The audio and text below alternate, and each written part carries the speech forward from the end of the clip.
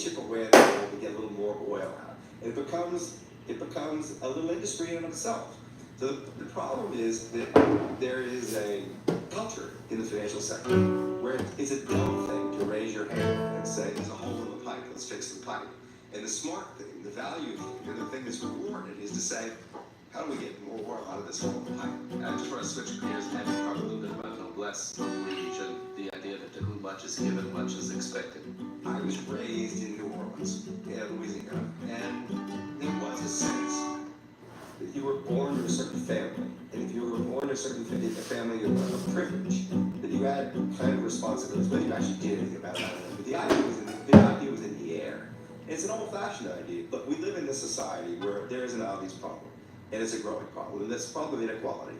It's a problem of people in privileged positions taking on more and more of the rewards, doing better and better for themselves. Approach the problem is to demand more from the people of privilege. I mean, the people themselves to realize a lot of my privilege is due to just luck. I'm lucky to have been born in this country. I'm lucky to have been raised the way I was raised. I'm lucky to have got the education I got. I'm lucky that we have a society in which a person who is very, very lucky gets to keep most of the fruits of their luck. You feel empty when I achieve a certain status or become a success. That I have an obligation to others. I have an obligation, it's a debt to the unlucky. There are a lot of people who weren't as lucky as me. And part of what's happened in our culture is that with the rise of meritocracy, is that people come out of they arrive at success. They arrive at a big job on Wall Street, or they end up being CEO of a big corporation. They get to the end game, and they persuade themselves that they're solely responsible for their good fortune, that they don't really owe anybody anything, because they've been told over and over, you won the competition and so you're in this place for that reason. There's a natural tendency for people to tell the story of their lives, of their success, forgetting all the accident that was involved, all the help they got, all the gratitude they should feel. I think it's worth leaning against that and sort of proposing an idea. And it's an idea that I would think, given the state of the society, should be alive and well in the culture, but it's not. That if you arrive at the top, you owe something. So, for example, I find it outrageous that people who run big companies, I think it's okay to pay themselves tens of millions of dollars. I just don't even understand it. I would have thought that the person who gets to the position where they're running a company shouldn't be thinking, how much can I justify paying myself, given what my peers are doing? And they should be thinking instead, I have an obligation to set the example for the company. And they should almost be thinking, how are you paid to do this job that way? And they should take it upon themselves to perform CEO pay. I mean, it amazes me that there is this kind of momentum in the elites in this country to take as much as you can for yourself. And that if you don't, you're a student, you're a fool, you're not. If you don't, you're a thought less fellow because you instead of making $50 billion, you made $2. That means it amazes me that more people sitting at the top of institutions who are actively setting that example. It seems like a no-brainer. We live in a society in which the elites have maybe more power than they've ever had, a greater share of the wealth than they had in a very long time. But it's not clear they feel much in the way of obligation to society. I mean, this is not universally true. There are plenty of examples who do feel that, but it is amazing to me how few examples there are. My name is Michael Lewis, and this is my brief but spectacular take on the things that interest me.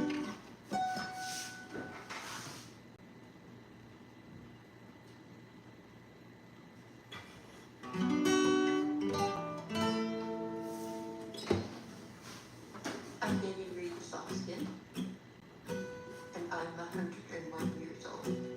Being 101 is really something, because you feel as if you're starting all over again. And when and where were you born?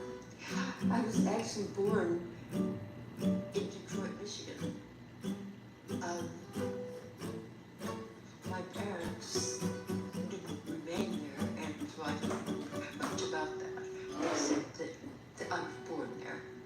Share with our audience How many different paths you've been down career-wise? Can you list some? Oh, I have been so many women, so many times, that it's hard to even remember who they are. I've been a daughter, a mother, a businesswoman, a federal worker. I've been in government. I've actually been so many things. It's hard to remember. Many people have learned about this side of you as a park ranger, but not as many people know about your past as a singer and songwriter. Can you tell me about that side of you? Yes. When I was in my 40s, I believe, I suffered a brain break, having received a guitar for my birthday. It was Christmas. I thought I was remembering music.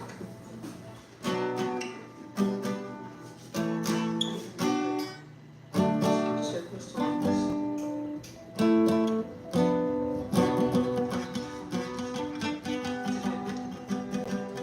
Fancy songs.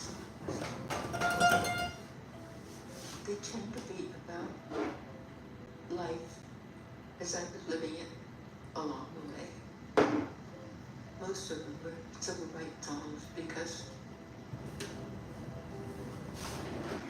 those were the songs that meant the most to me. I find that now the songs are still relevant. They still tell my story.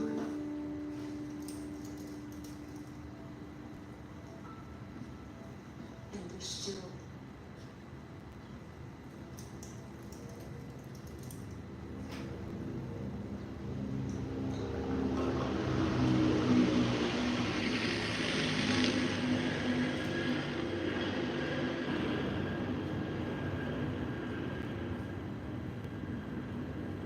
they're still mean much to me. Did you ever think of becoming a professional singer or doing it more professionally? I wanted to be a Betty Hussein. I didn't want to be a singer. At one time, I was back in Cleveland. I was attending a conference.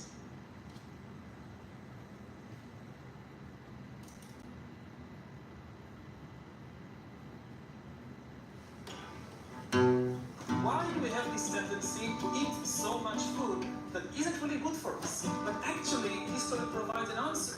Humans can cooperate on the level of millions. How do we do that? By inventing and believing fictional stories. For me, the point about writing history is not to remember the past. It's to understand what is happening to us right now. When I was a kid, I often woke up in the middle of the night, afraid that there is a monster under the bed. This is actually a historical memory from hundreds of thousands of years ago, when humans lived in the wild, in the savannah, and there were actually monsters that came to eat children in the middle of the night. A cheetah would come, or a lion would come, and if you wake up in fear and call your mom, you could be saved. To understand our eating habits, we also need to know history. Why do we have this tendency to eat so much food that isn't really good for us? But actually, history provides an answer. Tens of thousands of years ago, when we lived in the African savannah, and we came across something very sweet, like a tree full of ripened fruit. It made perfect sense. It was good for the body to eat as many sweets as quickly as possible. Because if you ate just one or two fruits and went away and came back the next day, it would be empty. Like the baboons next door came in the middle of the night and ate everything. So the right thing to do was to eat as many sweets as quickly as possible. Now today, we live in a completely different world. We open the refrigerator, there is this huge chocolate cake inside, and we can wait. But our body still thinks that we are in the African savannah.